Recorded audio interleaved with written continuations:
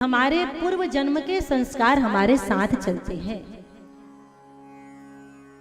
कर्म की गति जो है बड़ी सूक्ष्म है और वो पूर्व जन्म के संस्कार हम लेकर के आते हैं। इसीलिए कोई जन्म से भक्त होता है, कोई जन्म से भजनानंदी होता है, किसी की जन्म से रुचि चित्रकारी में होती है, किसी की जन्म से रुचि कलाकारी में होती है, कोई गायन में होता है, किसी की जन्म से रुचि राजनीति में होती है। हमारे नेतागण बैठे होते हैं, जन्म से रुचि होती है।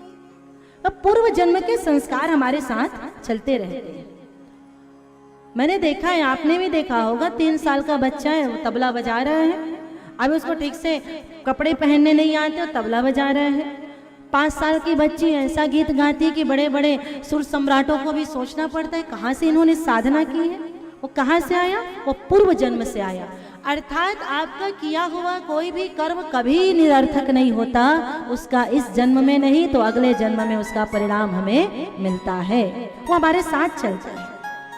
कोई जन्म से ही बड़ा आतंक होता है। एक बार मैं शांति कुंज हरिद्वार में थी और एक प्यारी सी घटना याद आई।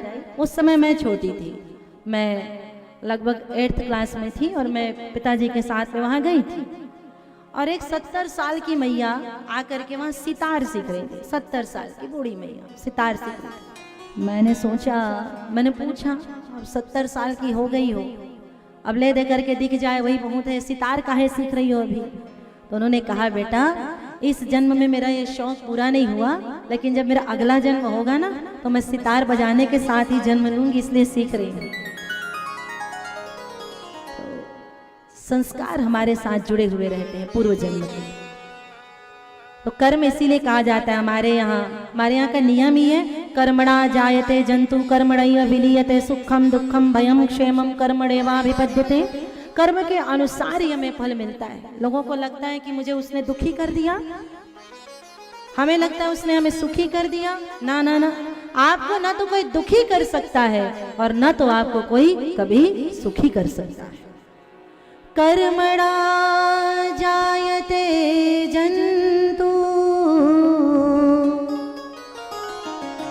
कर्मणैव विलीयते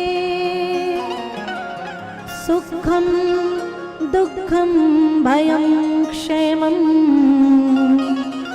कर्मणेवाभिपद्यते।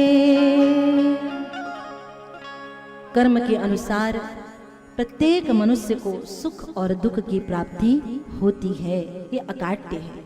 आप कहेंगे हमने तो बहुतों को देखा है कि जो जितना ज्यादा पापी उतना ज्यादा सुखी। हमने तो बहुतों को देखा है, बड़े बड़े मिलावटखोरों को देखा है कि वो सुखी है।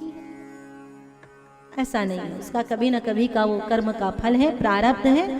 प्रारब्ध पीछा कर रहा था तो फिर राजपाट सब छोड़ करके बैठे, घर परिवार सब छोड़ दिया, तो प्रारब्ध का राजयोग पीछा कर रहा था तो फिर जाकर के बैठ गए और योगी आदित्यनाथ राजा बन गए। नहीं तो जोगी बन के निकले थे और जोगी मुख्यमंत्री बन गया। ये प्रारब्ध का राजयोग है। एक व्यक्ति जा रहा था आम के बगीचे से और आम तोड़ने के लिए गया, देखा आम को, तो आंख ने देखा, पैर चल करके गया। ध्यान से सुन, आंख देखता है, पैर चल करके जाता है, आम को हाथ तोड़ता है और उसका मुंह खाता है और वह फल पेट में जाता है।